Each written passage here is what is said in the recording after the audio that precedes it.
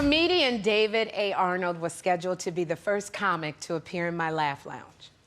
Last week before my premiere, my producer Greg spoke to him and did his pre-interview to go over his set for his segment. Then last week we received the shocking news that David had unexpectedly passed away. I was devastated to hear about David because not only was he one of the funniest stand-up comics in the business, but David was my friend.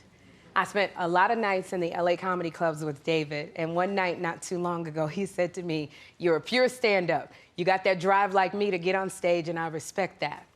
One of David's favorite sayings was, "You won't know what you can do until you do it." These words from David meant so much to me because David said what he meant, and he meant what he said, and that's why we all loved him.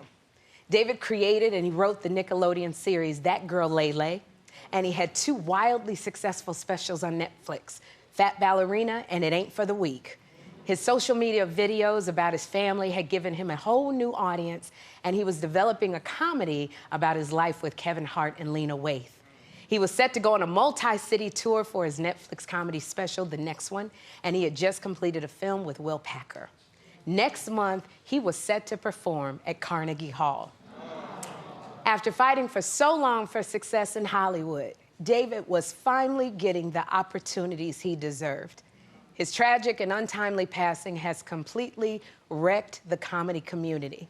But more than anything, I know his passing has been rough on his wife, Julie, and his daughters, Anna Grace and Ashlyn. So if you would please keep them in your prayers, and his mother, Barbara, and Tammy, and Davika. I decided today that David would still be the first comic to appear in my Laugh Lounge. And I want to thank our friends at Netflix for allowing us to use a clip from his most recent special. Take a look. You know what the problem is? The problem is the playground is too soft. That's the problem. Playground is way too... When I came up, the playground was made of asphalt. Playground was made of concrete. It was glass on the playground.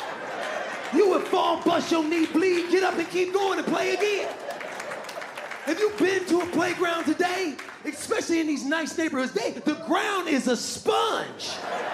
They have changed the fabric of the earth to protect these kids.